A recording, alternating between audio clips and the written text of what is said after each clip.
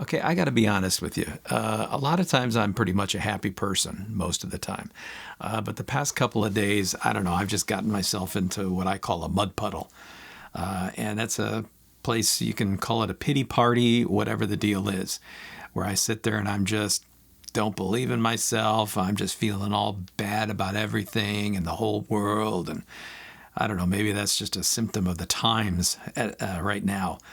But the deal is that sometimes we get into mud puddles. And actually, I want to welcome you into mine today. So, I'm Michael Kowal, and welcome to my mud puddle. So, here is the normal me, okay? I'm a pretty happy guy most of the time, right? He seems like he's having a good time. He may not be drawn perfectly and proportionally and everything else, but he's got a smile on his face, right? And generally, I think I do, and I like being there. But occasionally, I get into a sad place. Okay, I'll be sad sometimes, and occasionally, when it gets really bad, like now, I get into my mud puddle.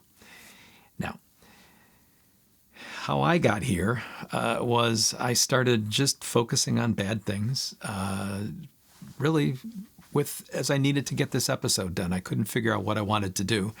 And the closer it got, the more I started tightening up around everything. And then I looked at a couple of past episodes just to kind of remind myself what I've been doing lately. And I says, oh, these suck. These suck. I suck. This is terrible. I shouldn't even be doing this. And everything is bad. Bad, bad, bad. And then I found myself in the mud puddle. And the mud puddle is just like you can kind of figure it out. It's like you're a child, because basically I'm acting like a child right now. And I sit in that mud puddle, and it is glorious. I feel sorry for myself. I take gobs of mud and I smear it all on the top of my head and on my face and everything like that. I shove it down in my shirt because all that graininess against me feels terrible, and it's what I deserve. And I am terrible. I'm bad. Everybody hates me. The world is against me. I'm never going to succeed at anything. And I'm just going to sit here in my mud puddle and rot. Okay? So that's where I find myself today. And like I say, it's not a fun place at all. Now, the one thing I will say about mud puddles is sometimes you get enough self-awareness where it's like you can look at yourself from above and you see the little child that you are, right? Now, at the same time, you can also have fun with this, because you can look down and you can say, well, Michael, you're like 2 years old down there. And I can agree with that. And I can tell him to go to hell. It doesn't matter. I'm enjoying it. But yet you can kind of start seeing the humor in it, and you can begin to laugh at yourself. And sometimes that's enough to get you to start leaving that mud puddle. Yeah, but okay, sometimes I end up, I understand that and I see it, and I still stay in the mud puddle because it's kind of fun. It's kind of fun feeling sorry for ourselves, right? Or at least it is for me. And to sit there and pile on myself about how everything is bad and how I'm bad and it's just terrible, right? But the one thing I think is, and I think this is true for any time you get in a bad mood, or at least for me, the way I look at it is, I think it's just a way for me to understand some of those beliefs that I'm holding inside of me. And that I'm bad, and that I suck, and that these episodes suck, and, whatever it happens to be. Because in a way, without being able to see those beliefs inside my own head, it becomes very difficult to do anything about them. And actually, what ends up happening is they kind of run underneath in the subconscious the whole time, and you're not even aware that that's what's going on. So in one way, getting into the mud puddle is a good way to start seeing exactly, what's going on inside your own head. Now, the funny thing is all this really began when I did last week's episode, and it was on hope, because I am a firm believer in hope. I love hope. And I really liked the episode. I had a ball doing it, and it was just fun, right?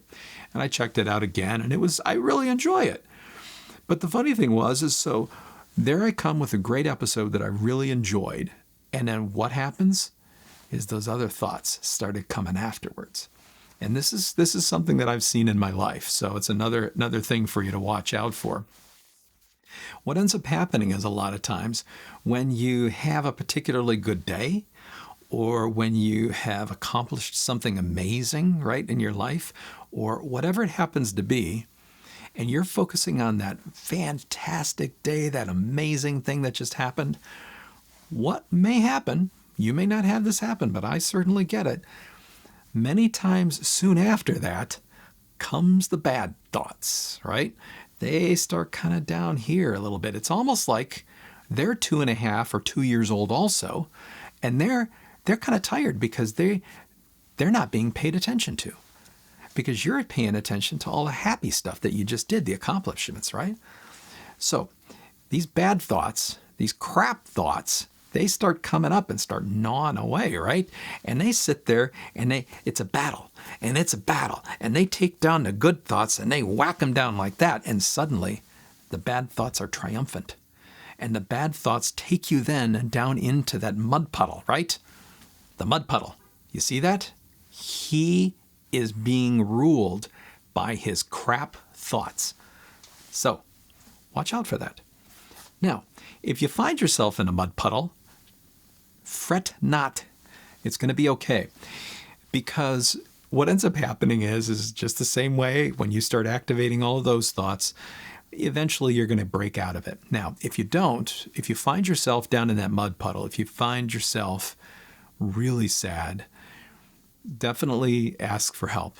Ask for help from friends, family, anyone that you can talk with to kind of like bring you back out of it, to kind of give you a little dose of reality instead of you as the 2-year-old sitting in there dumping mud onto your head, right? And if it lasts a little bit longer than that or too long, definitely seek real help from someone who's trained to handle the problems. And who knows, maybe I'll need to do that myself here. I don't know. We'll see. But my wife has done a pretty good job today to help me out. Now, my only prayer is that I haven't dragged her into a mud puddle and destroyed her life completely. Anyways, so good God.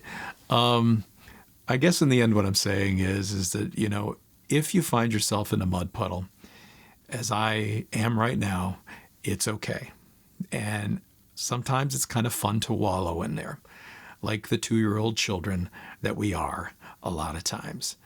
It's fun to sit there and say how bad life is and to throw more mud on ourselves and everything else like that. But in the end, you have to eventually get up. Otherwise, it's just not comfortable in there, honestly. So if you find yourself in a mud puddle, it's okay. Wallow as much as you want for a little while. You're okay to do that. But then let the other thoughts take back over. Realize that what you're doing, you're just focusing on those crap thoughts and beliefs, and that really they don't exist any more than anything else in this world.